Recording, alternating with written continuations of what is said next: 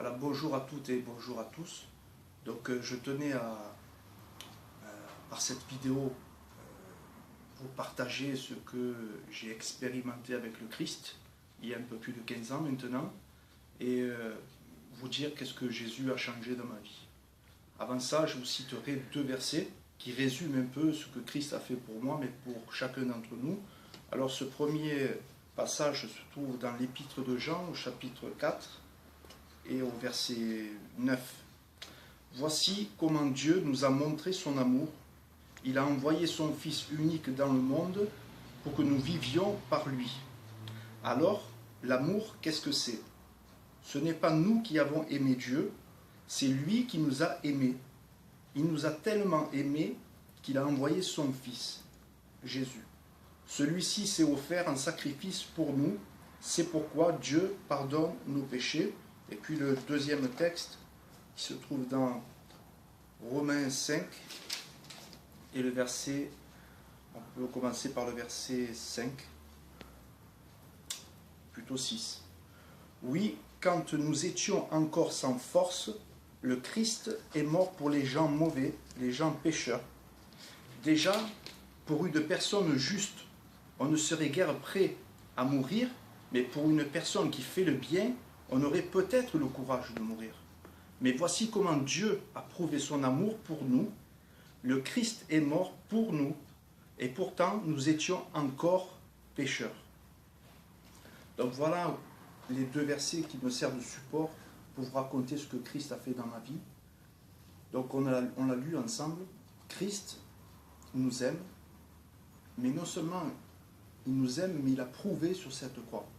Autrement dit, il n'a pas attendu que l'on soit des bonnes personnes, des personnes qui vraiment marchent dans la sainteté, pour nous démontrer son amour, mais alors que nous étions encore pécheurs, et moi je suis un pécheur sauvé par grâce, Christ a manifesté son amour envers nous. Il a fait le premier pas.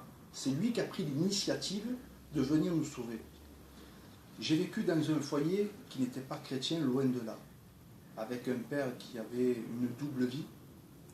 Et moi, je vivais comme ça et j'avais l'impression que je n'étais pas un garçon aimé, dont le papa et la maman étaient constamment en train de se disputer. Chez moi, c'était la guerre, c'était les disputes. Chez moi, c'était les pleurs. Et ce qui a nourri toute mon enfance, ça a été la tristesse. Et j'ai grandi comme ça, en étant convaincu que je n'étais pas aimé, ni de mes parents, ni de qui que ce soit. Ce manque a vraiment touché mon cœur. J'ai été insatisfait toute ma vie.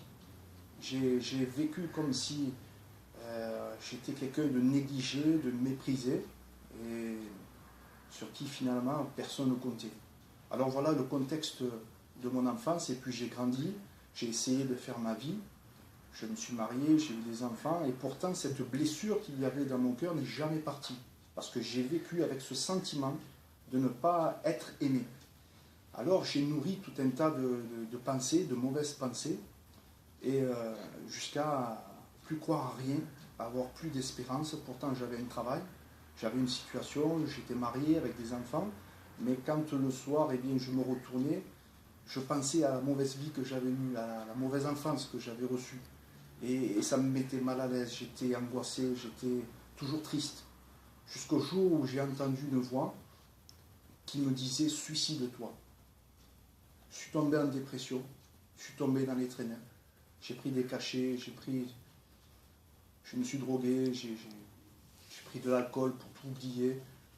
Bref, j'ai essayé de survivre avec les moyens humains que je disposais, que le monde me proposait.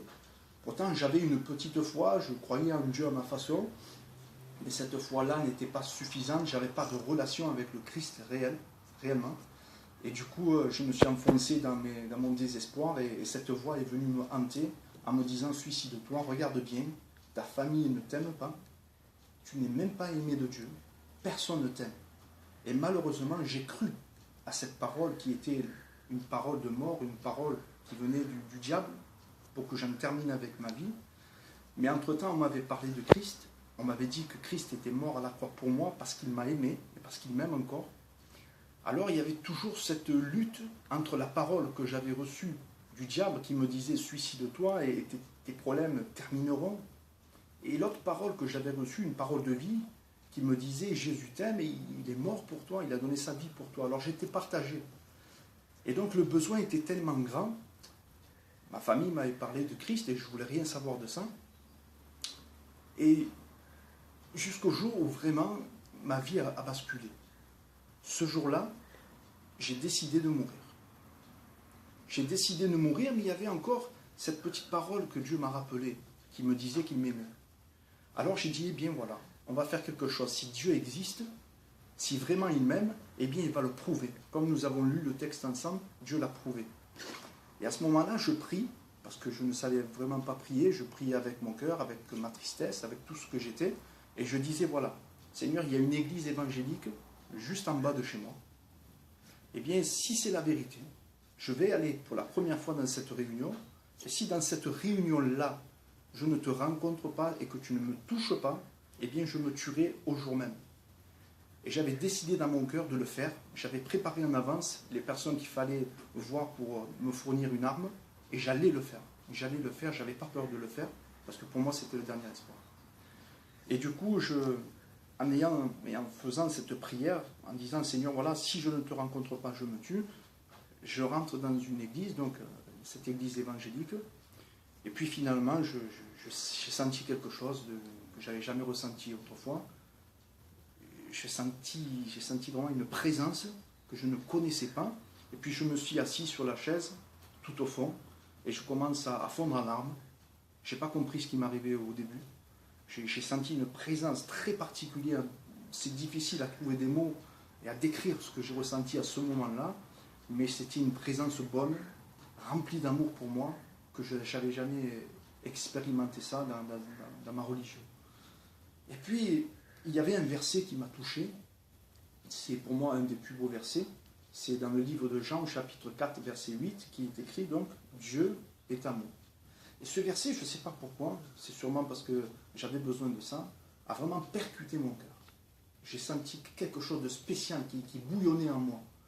Le pasteur que je ne connaissais pas, que je n'avais jamais vu de ma vie, a dévoilé complètement ma vie, en disant que j'étais quelqu'un qui avait souffert, quelqu'un qui souffrait encore à cause des blessures dans mon cœur que j'avais.